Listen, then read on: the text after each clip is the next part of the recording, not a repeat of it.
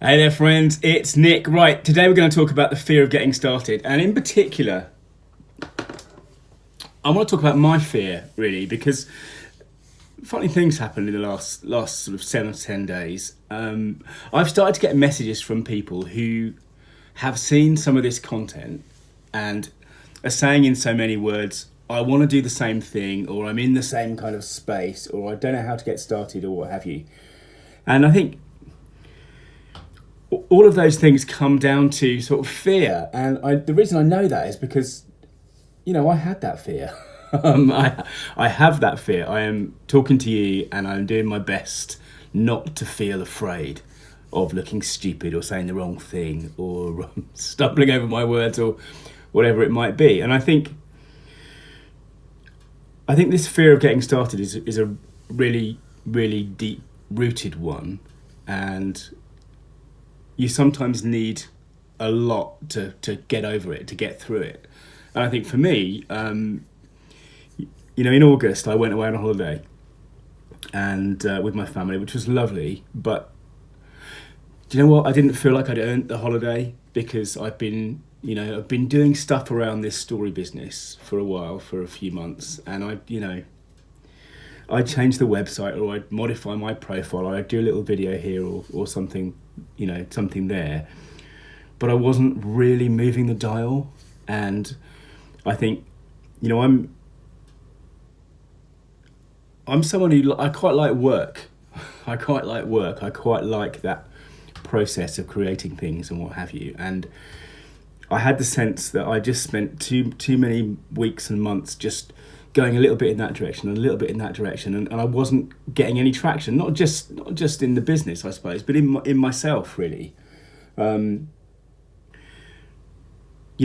me, I like that tiredness. That tiredness when you've worked hard and you've earned it. You've really earned it, and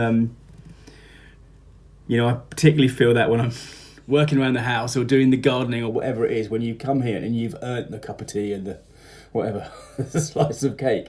And I wasn't feeling like that. I wasn't feeling like I'd earned it. I hadn't done. So we were driving down to Exmoor with Wendy and the kids, and that had quite a lot of resonance, that holiday, because my son was about to leave home to go study, and potentially it was our last family holiday. Who knows? Before things change, and I wasn't feeling that I'd earned my time anyway, my holiday. And on the way down in the car, I had this idea for Story Hack, and I had this idea for something that would put content out into the world and would help people tell better stories, as opposed to the business side. And I also had the idea that I needed to do something to break through my fear of doing something. So, pretty much on that holiday, I committed to this plan of doing a piece of content every day, at least one piece of content every day. And, we're talking about August. Holiday was mid-August, and I think towards the end, it might have been the 24th or the 27th or something of August, towards the end of August anyway, I started doing my podcast. I did my first podcast. And, fast forward 2 months basically, and I've got 60 plus podcasts. I've got 80 plus videos on the YouTube channel, and I've fairly recently started sharing those as well on, kind of LinkedIn and some of them on Twitter and what have you. And now the funny thing is, I've got these people coming to me and saying, "Oh, we don't know how to get started. How did you do it?" And here's the funny thing: I'm 2 months ahead of any of you who are thinking about doing content. And okay, I'm lucky. I've got time. I've had time to do it, which meant I've been able to put out a lot of stuff. And the reason for that is, I need momentum. In my life, I need momentum. I need, and I need that big kind of goal to motivate me. So, if Wendy wants to get me out walking the dog, she has quite a struggle. But if she said to me, "Do you want to walk, John O'Groats to Land's End?" I'd be much more up for it because of the adventure of it, the kind of the challenge of it, I suppose. And maybe that's just a weird thing with me. But if it helps you, that kind of thing could be really useful, to commit to doing something every day, because I think that momentum is valuable in itself, but also even more valuable, I think, is the speed at which you might get better. Now, I mean, I have some advantages. Like I say, I have time, and I also, having run a company for 21 years, I was used to having people look at me while I was speaking. Do you know what I mean? Of being not the centre of attention actually, but being paid attention to. And I think that's a big deal particularly when you're doing videos and that kind of thing. It's you can. I think it's possible that you can feel like you haven't earned that kind of attention, and that's definitely a fear. And we'll talk about fear in a minute.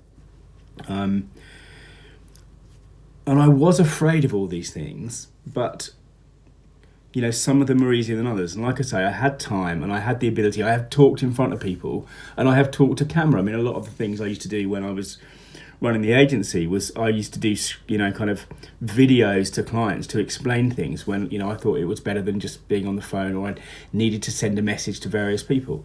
But for every advantage, there's a disadvantage. I'm old and scraggy. I'm not young and good looking anymore, sadly. But again, if you're young and good looking, the chances are you won't have had a massive amount of experience. And I think one of the fears is, that you don't have anything to say. Well, actually, let's go through the things that I was afraid of. Well, I was afraid of the technology, first of all, because it seems sort of overwhelming, doesn't it? And I was afraid that I would have nothing to say if I committed to this crazy thing of doing something every day, that I'd have nothing to share that was of value. And then I was afraid that no one would listen. And then I was afraid that everyone would listen.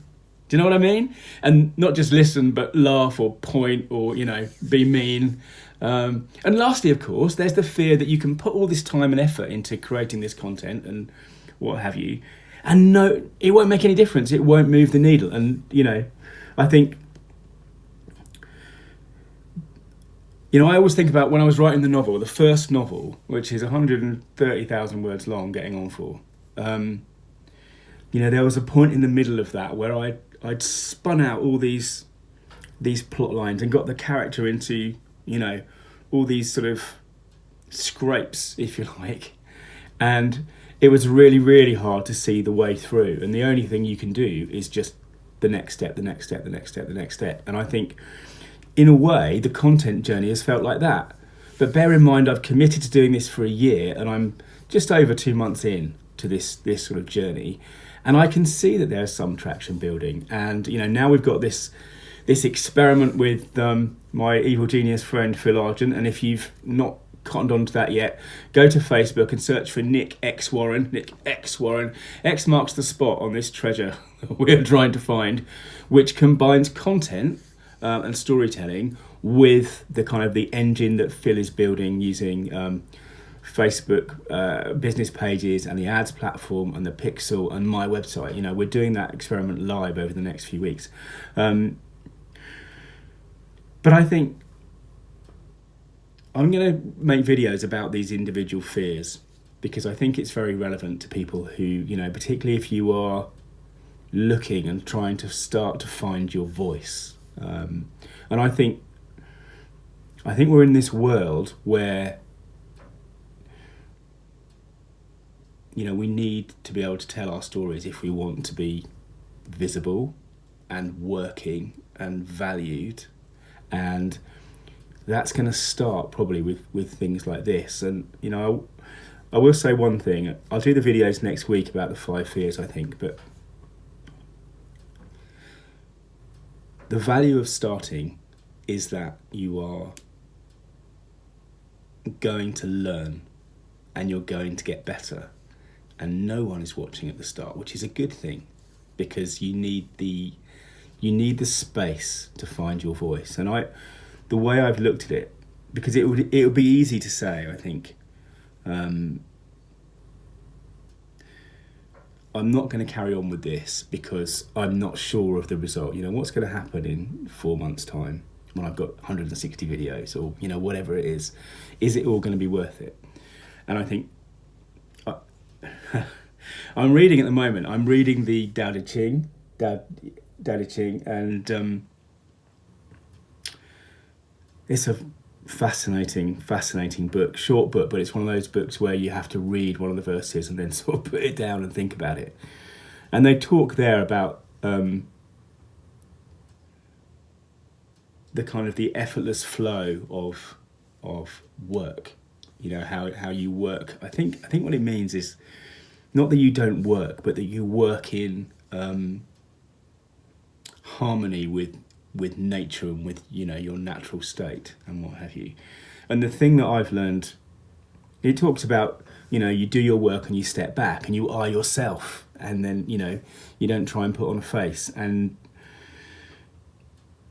I think the interesting thing about all of this content stuff is that if you can make the small thing the win. So, you know, I might say I'm making all these videos because I want people to understand how much I know about stories and storytelling in business, and how I can help them build their business methodologies. And I will only be successful when I have that, you know, that shining business. But I think the Tao is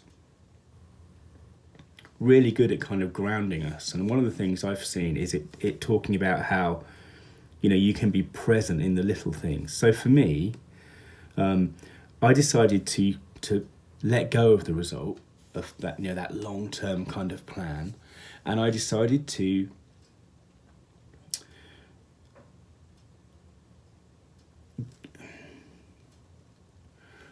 see the value of every little piece of content.